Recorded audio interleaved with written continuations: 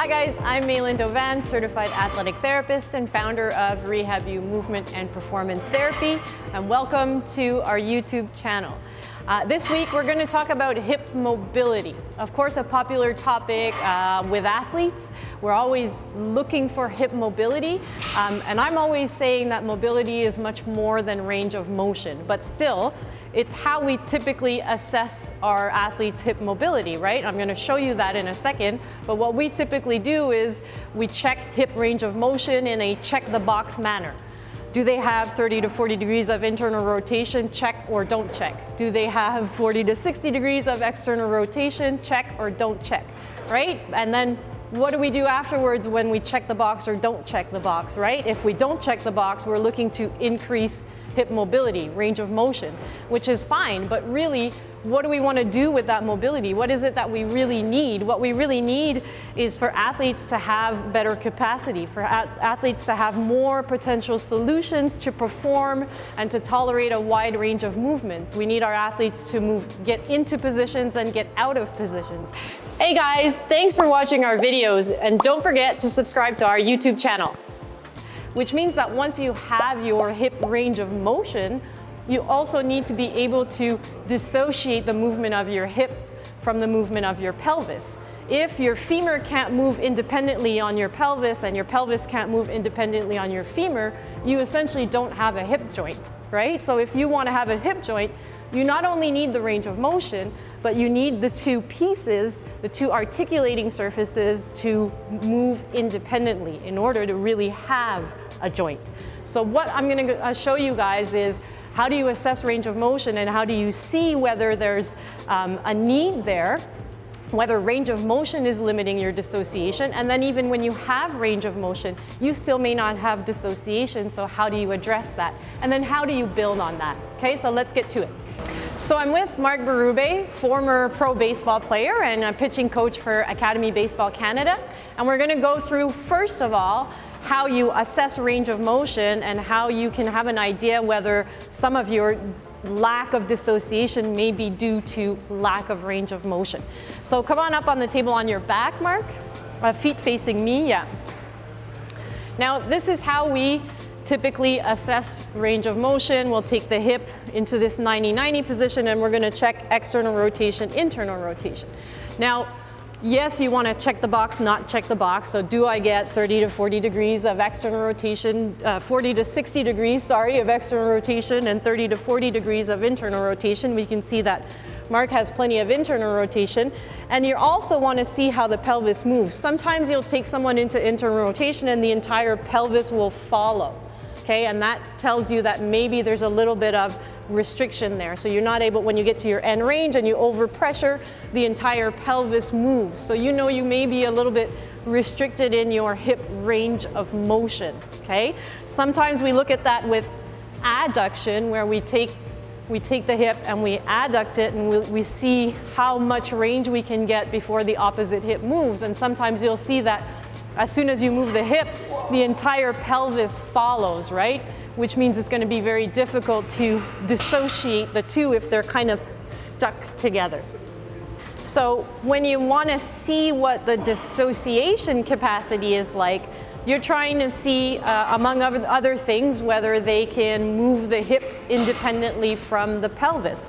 So heel to knee is a screen that you can use, having the athlete bend the knee 90 degrees, bring the heel to the knee and the knee to the knee, and you're trying to see, can he do that without the entire pelvis following? So when he brings the heel to the knee, does he turn his entire pelvis? When he brings knee to the knee, does he turn his entire pelvis? Or can he keep the pelvis relatively stable and turn the femur on the pelvis? Okay, so that's what you're trying to see with this screen.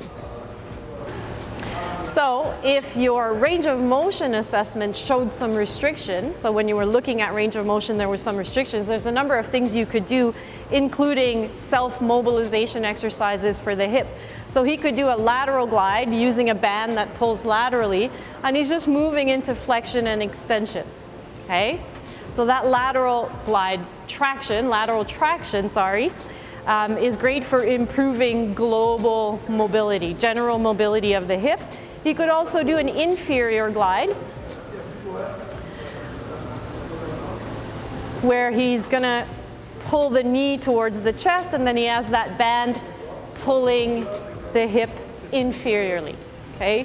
So if you do have limitations in range of motion, obviously you need to address those to help improve mobility, and these are exercises that you can include in a mobilization sequence to improve range of motion.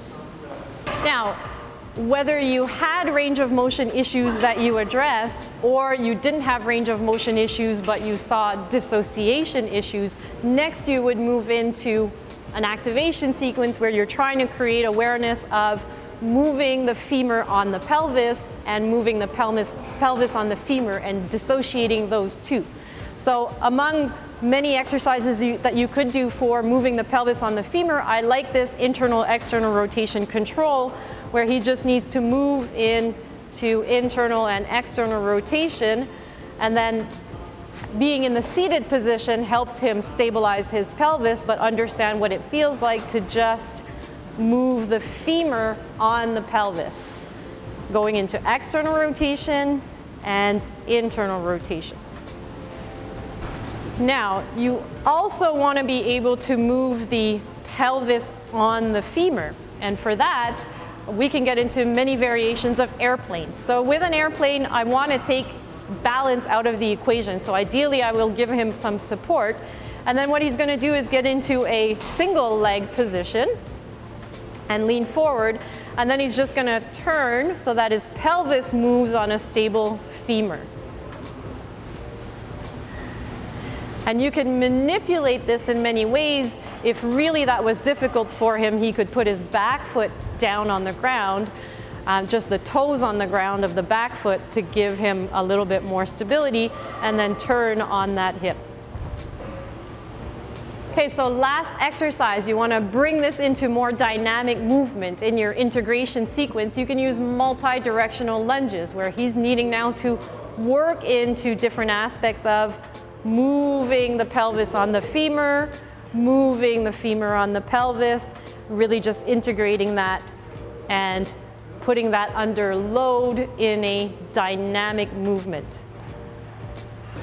So there you have it, guys, a strategy for hip mobility. That is creating change in how the hip moves, or how an athlete can get into and out of positions. So you've got a test to check your range of motion, you've got a screening to see whether they can dissociate, and then a strategy to say, well, how do I create range of motion? How do I create awareness within that range of motion to now dissociate? And how do I then load that and transfer that towards dynamic movement? This is the kind of strategy you need to make a change in mobility, to actually build a hip that an athlete can use in his sport. All right? So we'll see you next week.